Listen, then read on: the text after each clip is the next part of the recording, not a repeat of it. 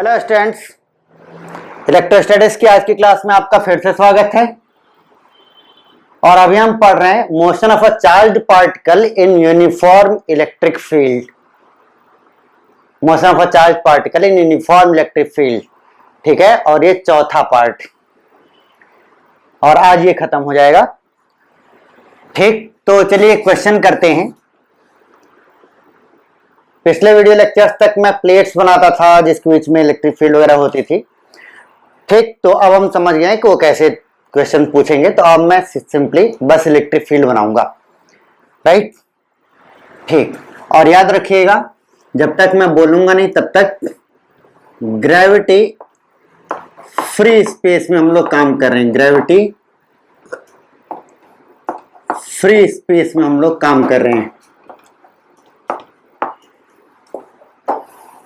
ठीक। क्वेश्चन ये है कि इलेक्ट्रिक फील्ड ऐसे है,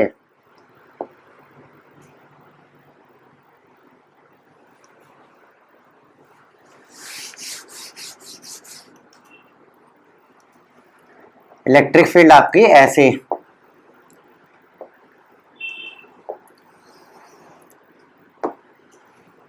है ना, नीचे की तरफ। एक पार्टिकल को u स्पीड से थीटा एंगल पर फेंका गया।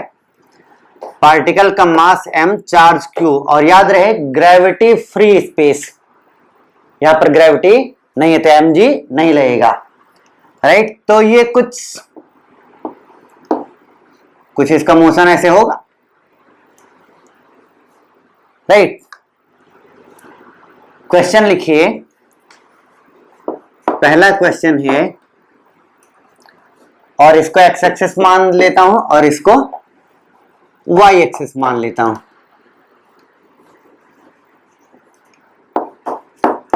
पहला question, time after which it comes back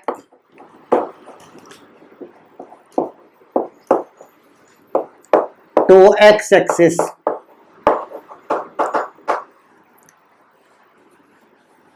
right? Time after which it comes back to x-axis. Second part,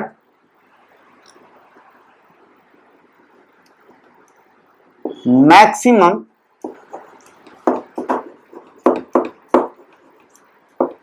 y coordinate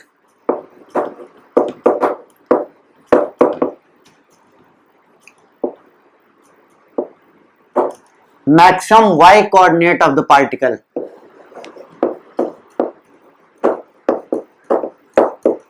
ठीक। थर्ड पार्ट है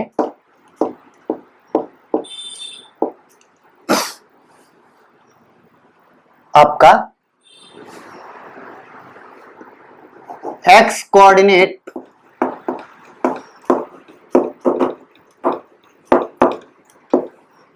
when it is crossing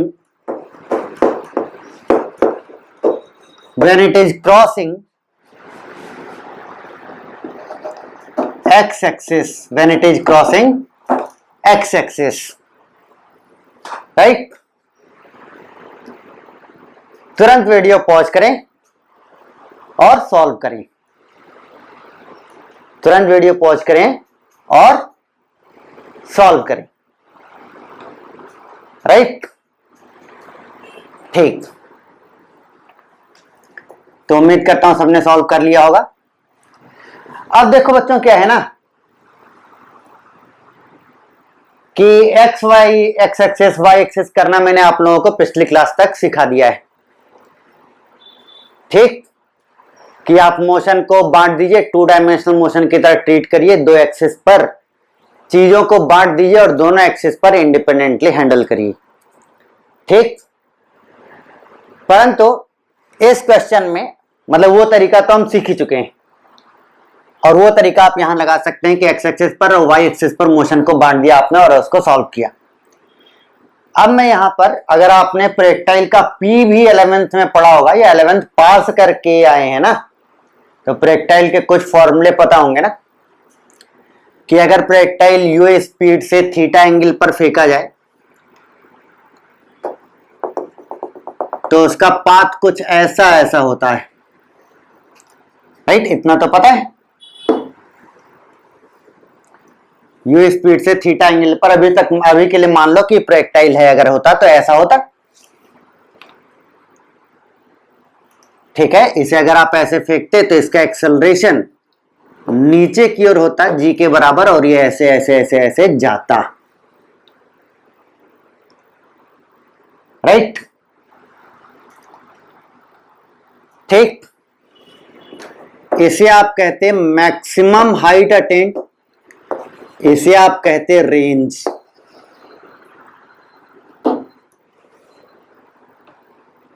ठीक है, और पूरा जो आने में टाइम लगता है उसे आप बोलते हैं टाइम ऑफ फ्लाइट, ठीक ना? तो अब देखिए, अगर ये ग्रेविटी वाला प्रोजेक्टाइल होता तो यहां पर ए की वैल्यू होती जी, यहां पर ए की वैल्यू होती जी। अब अपने क्वेश्चन में सिर्फ एक फर्क है कि इस ए की वैल्यू जी यानी 9.8 मीटर पर सेकंड ना हो करके कितना होगा, फोर्स कितना लगेगा?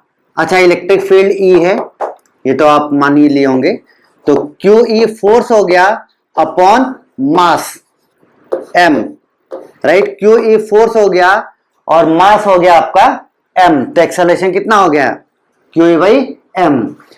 तो 11th क्लास में ही मैंने आप लोगों को बताया था फ्लूइड वगैरह में कि भाई अगर अंडर ग्रेविटी करते, under the influence of gravity करते तो प्रोजेक्टाइल मोशन होता है और एज इक्वल टू ये होता है जी। किसी और फोर्स की प्रेजेंस में कर रहे हैं तो एग्जैक्टली बस जी की वैल्यू बदल गई है, एग्जैक्टली बस जी की वैल्यू बदल गई है, तो इसको हम लोग क्या बोलते हैं? G effective. तो जी इफेक्टिव अपने इस केस में कितना आया?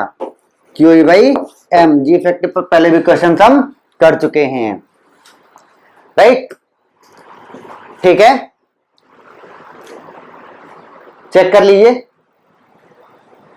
कि अगर केवल ग्रेविटी होती तो इसका एक्सेलरेशन जी नीचे की तरफ होता, परंतु under the given situation gravity नहीं है, इलेक्ट्रिक फील्ड है, जो फोर्स कितना लगाएगी? क्यू ई, और एक्सेलरेशन कितना हो जाएगा? Q E by m.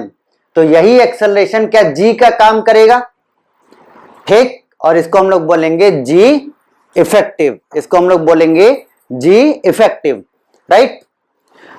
तो अब देखिए क्या है, अब चलते हैं हम अपने पहले सवाल पर। पहला सवाल, time after which it comes back to x axis, it comes back to x axis, cases की बात कर रहा है, कितनी देर बाद ये एक्स एक्सिस पर आएगा, उसे हम प्रोजेक्टाइल मोशन क्या कहते थे? Time of flight. और उसका फॉर्मूला क्या होता था बताइए? 2u sine theta upon g. Clear है बात? बहुत बढ़िया, ठीक। Second part, maximum y coordinate. अब देखो बच्चों, जैसे जैसे ये ऊपर जा रहा है ऊपर जा रहा है ऊपर जा रहा है, इसका वाई एक्सिस वाई कोऑर्डिनेट बढ़ता जा रहा है, परंतु इस पॉइंट के बाद क्या वाई कोऑर्डिनेट घटने लगेगा? इस पॉइंट के बाद क्या करेगा? वाई कोऑर्डिनेट घटने लगेगा। तो इस पॉइंट पर वाई कोऑर्डिनेट क्या है? मैक्सिमम है। इस पॉइंट पर वाई कोऑर्डिनेट मैक्सिमम है, राइट? तो वाई कोऑर्डिनेट की मैक्सिमम वैल्यू क्या है? Maximum height attain. और मैक्सिमम हाइट क्या अटेन क्या होता है? You square sine square theta upon 2g, you square sine square theta by 2g, right? Second coordinate भी हो गया, सेकंड पार्ट भी हो गया। Third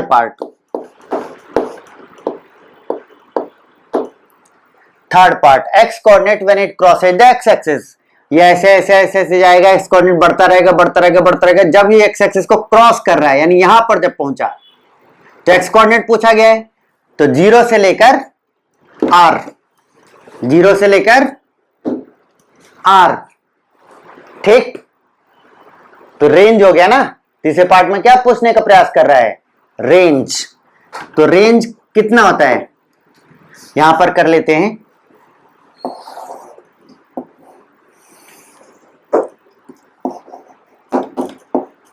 you square sine 2 theta by g.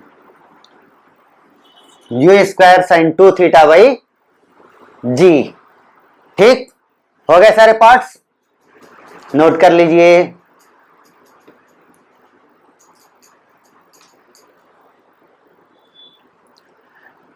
ठीक, पॉज करके नोट कर लीजिए।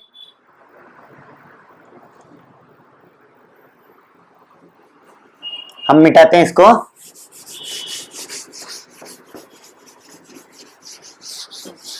जब तक वहां लिखा रहे ग्रेविटी फ्री स्पेस तब तक ग्रेविटी फ्री स्पेस।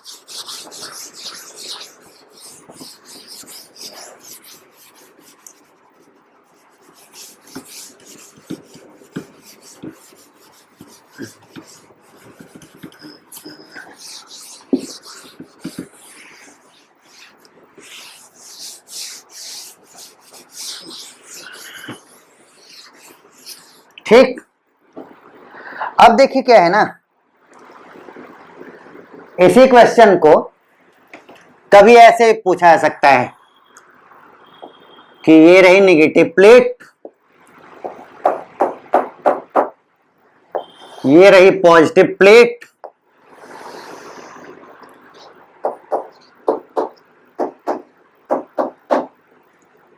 तो इलेक्ट्रिक फील्ड लाइंस, सॉरी ये नेगेटिव प्लेट कर लीजिए और ये पॉजिटिव प्लेट कर लीजिए। तो इलेक्ट्रिक फील्ड लाइन ऐसे ऐसे ऐसे ऐसे।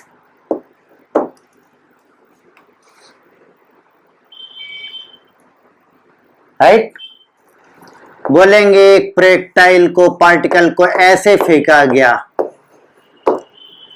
M mass q charge. ये डिस्टेंस मैंने क्या बताया था, स्मॉल डी से डिनोट करते हैं, और यह लेंथ किसे बताया था, स्मॉल एल से डिनोट करते हैं। राइट,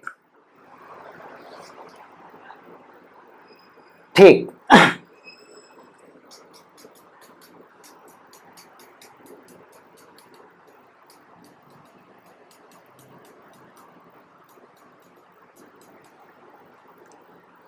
अब क्वेश्चन केवल क्या पूछेंगे, लिख लीजिए।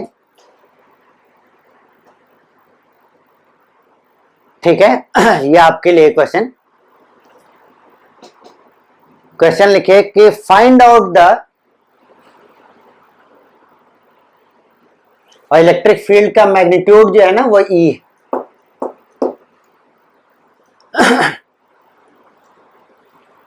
Find out the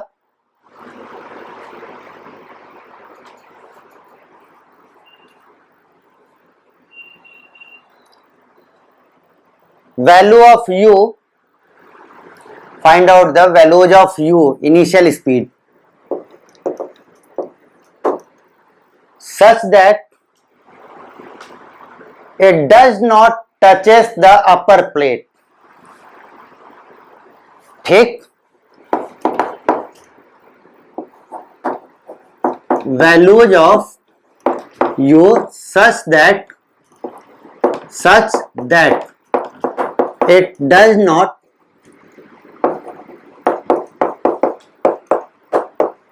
touches the negative plate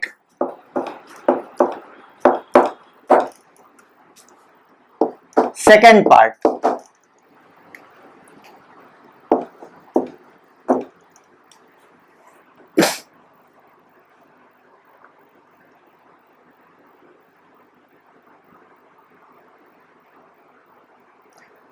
बस सोच लीजिए, बस इतना करना है।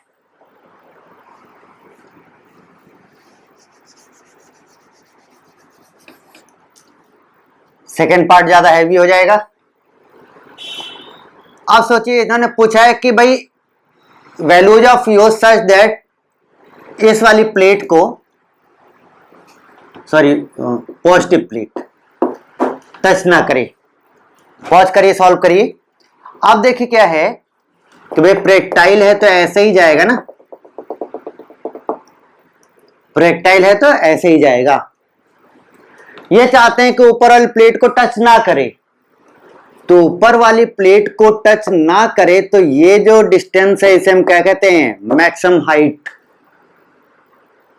आप लोग सॉल्व कर चुके हैं ना पॉज करके, इसे हम कहते हैं मैक्सिमम हाइट।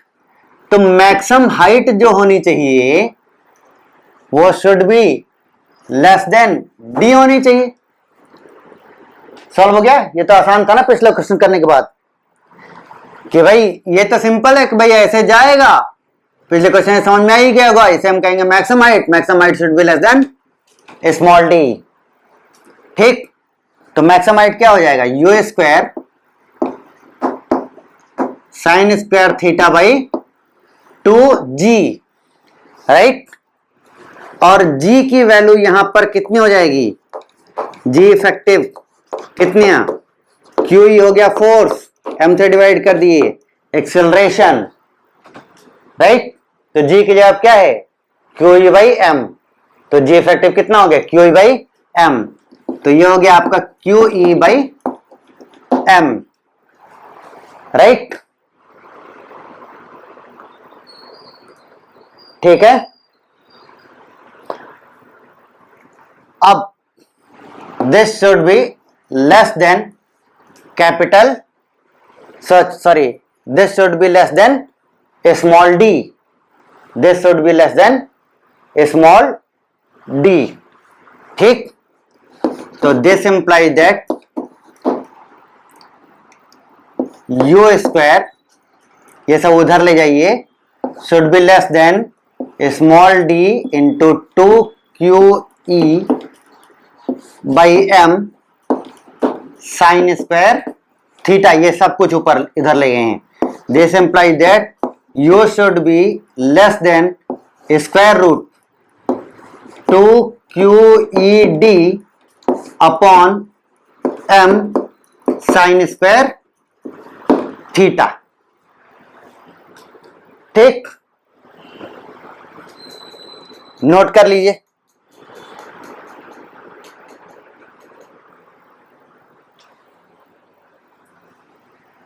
अब हम लोग अगली सिचुएशन पर चलते हैं। और ये ग्रेविटी फ्री स्पेस ही रहेगा।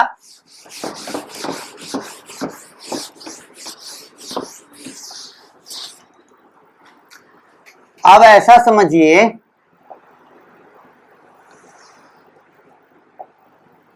कि ये आपका वाई एक्सिस और ये आपका एक्स एक्सिस, ये इलेक्ट्रिक फील्ड लाइंस। अब की बार इलेक्ट्रिक फील्ड लाइंस ऐसे हैं, पैरेलल इक्वी स्पेस, मतलब कांस्टेंट इलेक्ट्रिक फील्ड। अब की बार बोला गया है कि एक पार्टिकल u स्पीड से थीटा एंगल पर, पार्टिकल का मास m, और ध्यान रहे आपकी बार चार्ज माइनस q, राइट। अब की बार आपका जो चार्ज है वो दिया गया है माइनस q। सिचुएशन थोड़ी सी डिफरेंट, राइट। सिचुएशन जो है वो थोड़ी सी डिफरेंट। m minus q। तो आप देखिए क्या है,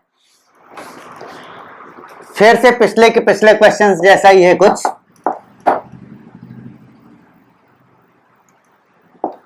time after which it crosses y axis. कुछ नहीं करना शुरू भी कर दिया होगा, क्योंकि इसके पिछले क्वेश्चन में एग्जैक्टली ऐसा ही कुछ था। ठीक, तो वैसे ही टर्न करो, जी इफेक्टिव फाइंड करो, फॉर्मूला इंपुट करते जाओ, राइट। है कि नहीं। फिर अब देखो क्या है, दूसरा पार्ट क्या है? आपके साथ पूछा गया है maximum x coordinate, maximum x coordinate of particle, right.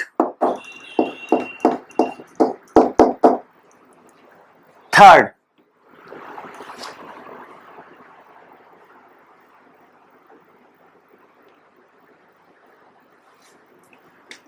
It's y coordinate पूछा गया है कि इट्स वाई कोऑर्डिनेट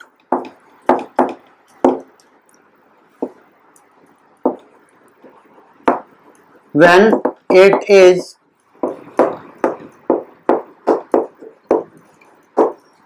crossing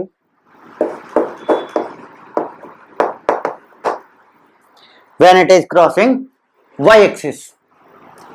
ठीक, पॉज करके दिमाग लगाओ, मैं तो 3-4 लाइन में कर दूंगा, है ना। ठीक है, आप लोग दिमाग लगाइए, पॉज कर दीजिए। सारा दिमाग लगाने के बाद जब सारा दिमाग खर्च हो जाए या सॉल्व हो जाए तब रिज्यूम करिएगा। ठीक, तो अब देखिए इसका सॉल्यूशन।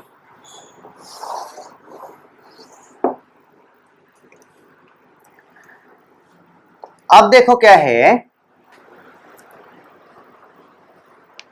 कि आपको वेलोसिटी दिया गया है, एंगल दिया गया है।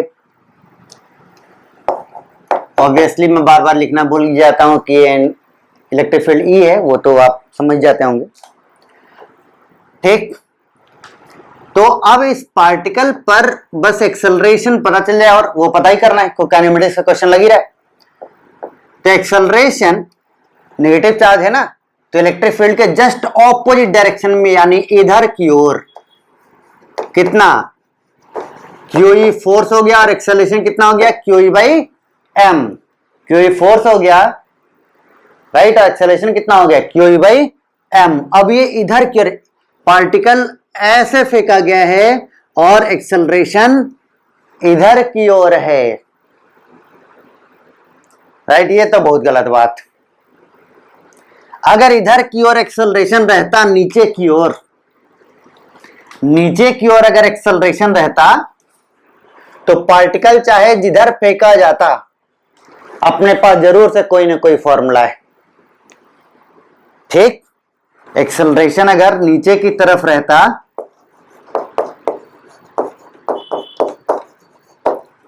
तो इसे हम जी इफेक्टिव बोल देते, और फिर पार्टिकल चाहे जिधर फेंका जाए अपने पास फॉर्मूले ही फॉर्मूले, maximum height attain, range, time, ये वो। ठीक, लेकिन आपकी एक्सेलरेशन इधर हो गया है, ठीक है ना, परंतु अब भी एक्सेलरेशन कांस्टेंट ही तो है ना। तो इसे मोशन अंडर ग्रेविटी जैसा कन्वर्ट करने के लिए, ठीक है, एक्सेलरेशन कांस्टेंट, और जब भी एक्सेलरेशन कांस्टेंट हो किसी चीज का तो उसे हम मोशन अंडर ग्रेविटी में बदल सकते हैं। मैंने आप लोगों को काइनेमेटिक्स में 11th क्लास में बताया था, खैर नहीं पढ़े तो नहीं पढ़े, छोड़ दो। ठीक, जब भी एक्सेलरेशन कांस्टेंट होगा तो आप मोशन अंडर ग्रेविटी में उसको कन्वर्ट कर सकते हैं। तो एक्सेलरेशन कांस्टेंट है ना, तो इसे मोशन अंडर ग्रेविटी जैसी सिचुएशन में लाना है। तो भाई मोशन अंडर ग्रेविटी में एक्सेलरेशन क्या होता है, वर्टिकली डाउनवर्ड, राइट। तो वर्टिकली डाउनवर्ड बनाओ, यानी कि अब इस चित्र को 90 डिग्री जैसे रोटेट कर, ठीक, इस चित्र को 90 डिग्री जैसे रोटेट कर दो। तो 90 डिग्री रोटेट कर दोगे तो एक्स एक्सिस ऐसे ऊपर चला जाएगा, एक्स एक्सिस ऐसे ऊपर चला जाएगा, वाई एक्सिस इधर आ जाएगा,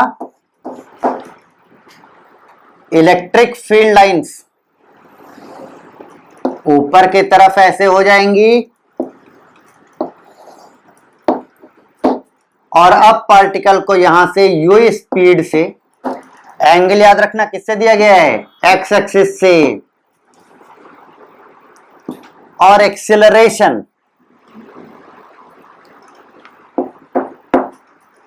नीचे आ जाएगा, a is equal to Q E by m. अब हुआ ना ठीक कि भाई नीचे की ओर जी लग रहा होता, आप किसी पार्टिकल को ऐसे फेंकते तो वो पार्टिकल ऐसा ऐसा ऐसा ऐसा ऐसा ऐसा कुछ जाता, पार्टिकल ऐसा ऐसा ऐसा ऐसा कुछ जाता, नीचे की ओर जी लग रहा होता। तो इसे हम कहते हैं मैक्सिमम हाइट, इसे हम कहते हैं रेंज, और जितनी देर में यहां पर पहुंचता उसको हम बोलते हैं टाइम ऑफ फ्लाइट। अब बस एक ही फर्क है, ठीक, कि एक्सेलरेशन अब क्यू ई बाई एम हो गया है, तो इसे हम क्या बोल सकते हैं, जी इफेक्टिव, राइट। जी इफेक्टिव यहां पर क्या हो गया, क्यू ई बाई एम, ठीक है, बढ़िया। अब एकदम प्रोजेक्टाइल मोशन की तरह डील कर दीजिए, ठीक। लेकिन एक बात और याद रखिएगा कि एंगल जो आप, जैसे फर्स्ट पार्ट क्या, time of flight, time of flight ही हो जाएगा ना, कितनी देर बाद वापस वाई एक्सिस पर आता है, यहां से यहां आने में कितना समय लगा, तो प्रोजेक्टाइल में क्या बोलेंगे, टाइम ऑफ फ्लाइट। तो टाइम ऑफ फ्लाइट में देखिए क्या होता है कि 2u साइन थीटा बाई जी होता है, राइट। तो जी की जगह तो हम पुट करेंगे जी इफेक्टिव, जी की जगह तो हम पुट करेंगे जी इफेक्टिव, वो ठीक।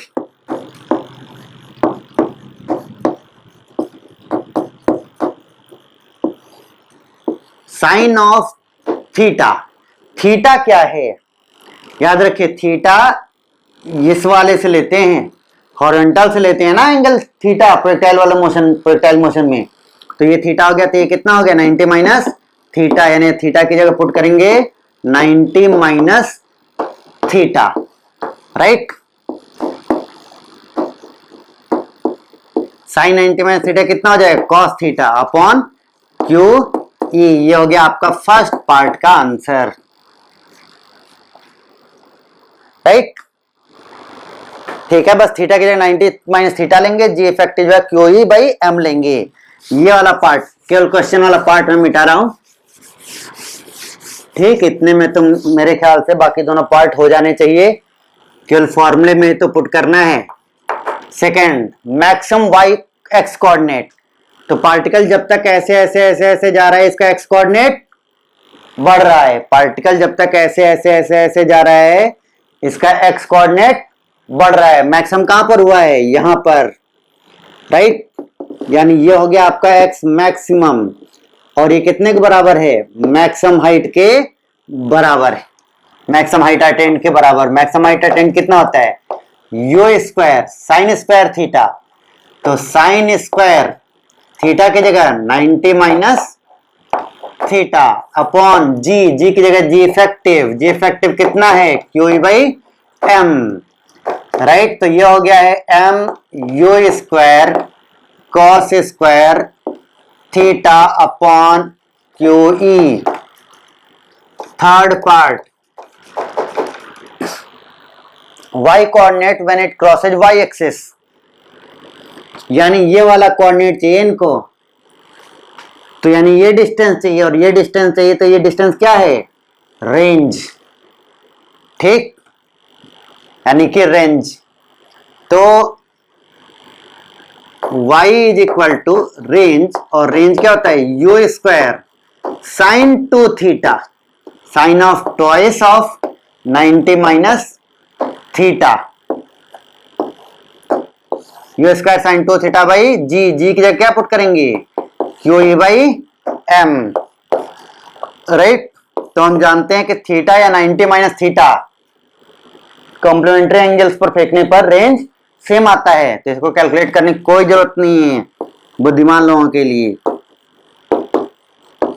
You square sine 2 theta upon Q by m, m को ऊपर पहुंचा दीजिए यू के बगल में, तो एम यू स्क्वायर, ठीक, नोट कर लें। मिटाएं इसको।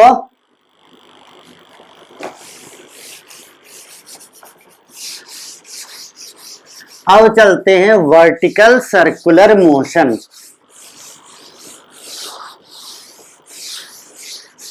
ठीक, अब चलते हैं वर्टिकल सर्कुलर मोशन पर।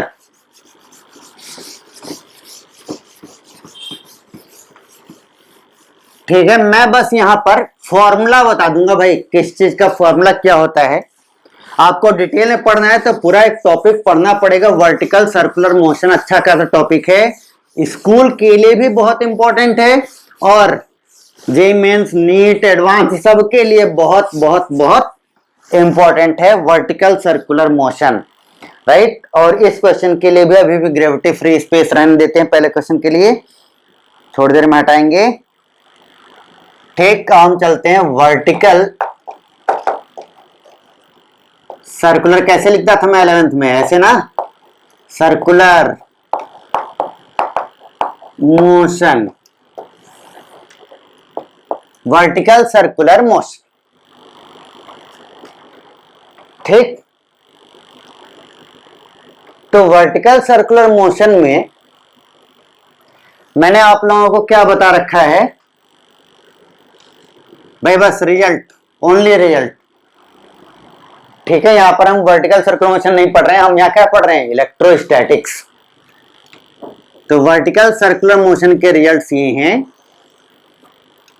कि अगर वर्टिकल सर्किल में कोई लेंथ L से एक बॉल लटका हुआ है, उसको बॉटम मोस्ट पॉइंट पर अगर आप स्पीड u देते हैं, बॉटम मोस्ट पॉइंट पर उसे अगर आप स्पीड u देते हैं,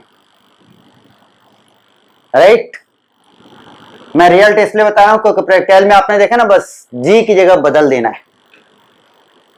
ठीक है, तो रिजल्ट आपको पता होना चाहिए। तो रिजल्ट क्या है, if u is greater than under root 5gr, it will complete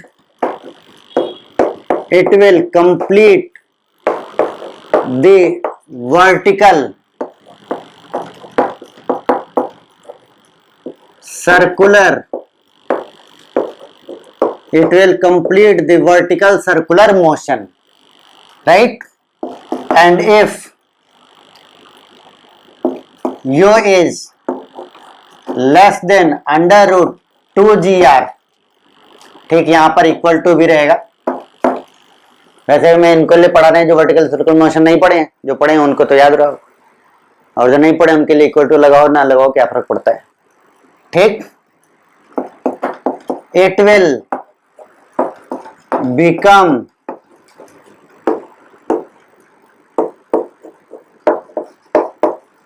pendulum, not simple but pendulum. Simple pendulum कब बनेगा, जब बहुत हल्का सा वो डिविएट होता है, राइट। ठीक है, अब अगर इससे ज्यादा स्पीड हो, इससे कम स्पीड हुई तो यही सोच रहे ना, तो बीच में धड़ाम।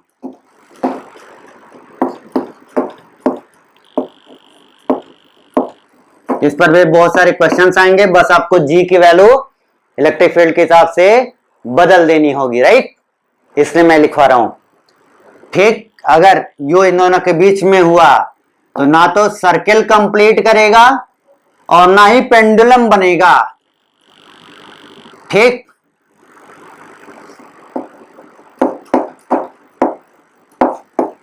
बीच में ही गिर जाएगा, राइट। ठीक, नोट कर लो, 11th में भी बहुत सारे नोट किए थे, अब भी नोट कर लो।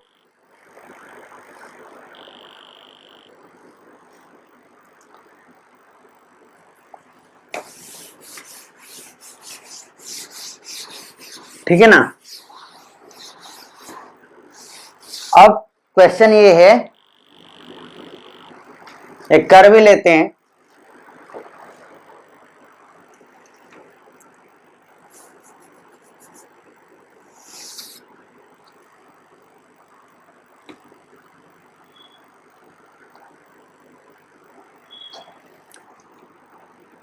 बॉब, उस बॉल को बॉब भी बोलते हैं ना, Bob of a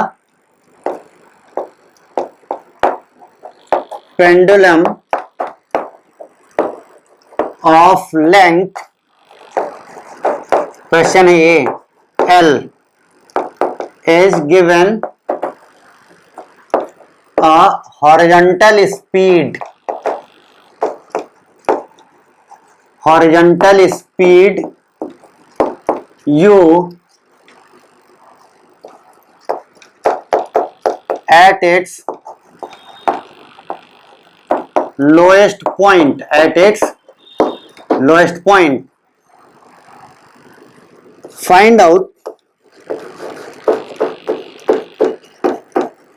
the minimum, situation में बनाऊंगा, the minimum value of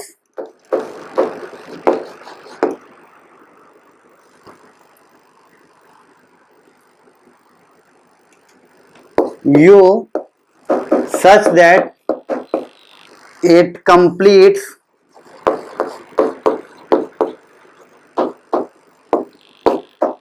the vertical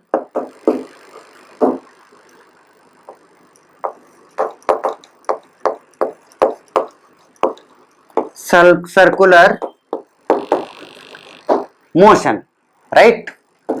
Such that it completes the vertical circular motion. ठीक, अब मैं इसको मिटा देता हूं।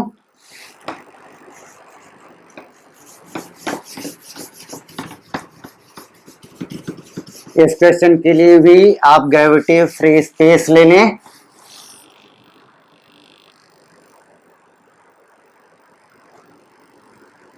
सिचुएशन क्या है कि एक एल लेंथ का पेंडुलम है,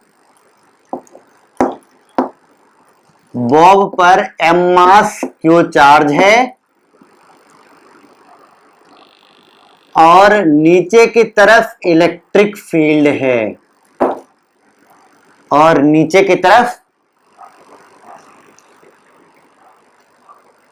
इलेक्ट्रिक फील्ड,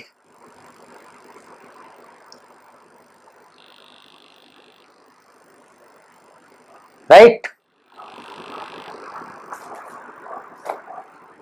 और अब इसे स्पीड u दी जा रही।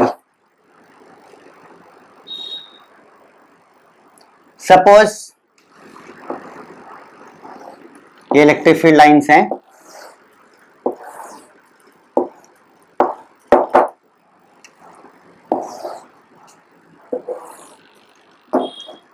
अभी भी ग्रेविटी फ्री स्पेस है, इलेक्ट्रिक फील्ड की वैल्यू E, तो G इफेक्टिव कितना हो जाएगा? सिंपली नीचे की और QE फोर्स कितना आएगा? QE ऑब्वियसली, और एक्सेलरेशन कितना हो जाएगा? QE बाई m, तो G इफेक्टिव कितना हो गया? QE बाई m, तो U should be greater than √5GR, तो अब G की जगह क्या पुट करेंगे?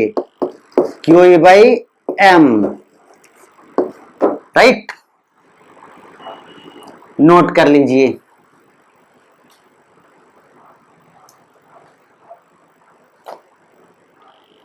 ठीक, मिटाए इसको।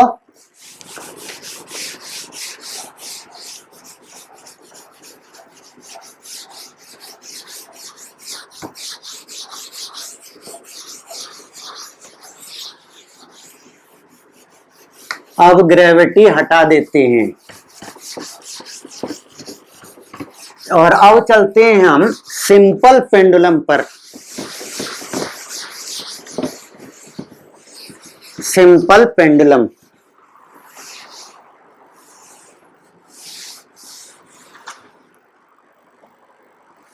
के टाइम पीरियड पर।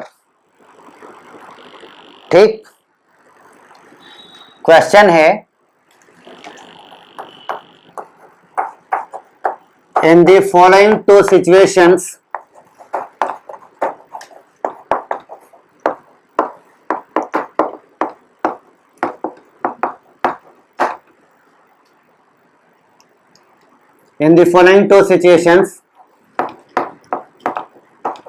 find out the time period, find out the time period. ठीक, अब भाई ग्रेविटी है। फर्स्ट केस, इलेक्ट्रिक फील्ड आपकी जो है ना वो ऐसे,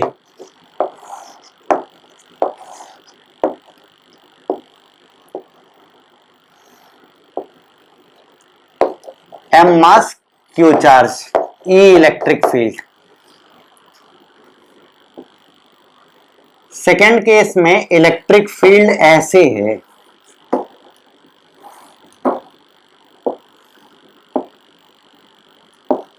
m mass q charge, electric field e, l length दोनों ही पेंडुलम्स का, लेंथ जो है दोनों ही पेंडुलम्स का एल है।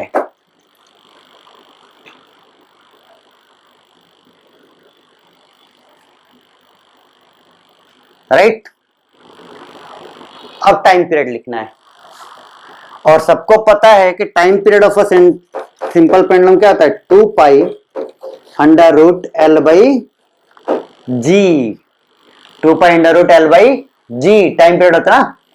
तो बस जी की वैल्यू फाइंड करनी, या यूं कहें कि हमें दोनों ही सिचुएशंस में क्या फाइंड कर लेना है, जी इफेक्टिव। राइट, जी इफेक्टिव। राइट, तो इस केस में भाई जी इफेक्टिव मैंने आप लोग क्या सिखा रखा है, net force upon total mass. तो नेट फोर्स कितना, एक तो एम जी, दूसरा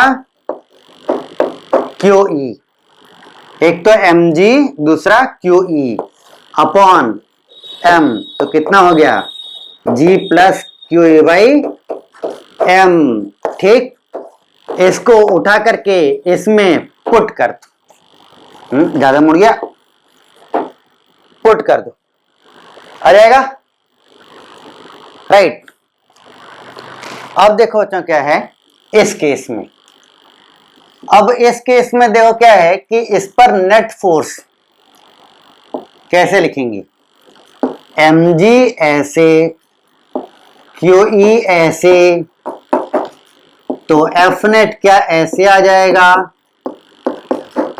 कितना आ जाएगा, एम जी का square M square g square, Q E का square Q square e square. ठीक, इतना आ गया आपका एफ नेट, परपेंडिकुलर इन दोनों, इतना तो जानता ना, एम जी नीचे क्यू ई इधर, तो एफ नेट आपका इतना आ गया। राइट, तो जी इफेक्टिव कितना हो जाएगा, F net upon m, F net upon m. तो अब देखो क्या है कि m को अगर हम अंदर ले जाएं तो m square g square plus q square e square upon m square. Right, तो एफ जी इफेक्टिव कितना हो गया, square root g square upon sorry g square plus q square e square upon m square. तो बस time period में ये बड़ा है ना, लिख देता हूं ताकि तुम लोग को विश्वास हो कि लिखा जा सकता है, 2 पाई अंडर रूट, बड़ा सा under root l upon g effective, एक और under root g square plus q square e square upon m square. Right, ठीक, और इस तरह से अपना motion of a charged particle in an electric field खत्म हुआ। ठीक है, नेक्स्ट क्लास से हम लोग स्टार्ट करेंगे इलेक्ट्रिक फील्ड लाइंस। ठीक है, नेक्स्ट क्लास से हम लोग स्टार्ट करेंगे इलेक्ट्रिक फील्ड लाइंस, जो कि स्कूल से लेकर एडवांस लेवल तक सबके लिए बहुत इंपॉर्टेंट। ठीक, जो कि स्कूल से लेके एडवांस लेवल तक सबके लिए बहुत बहुत बहुत इंपॉर्टेंट। ठीक है, थैंक यू।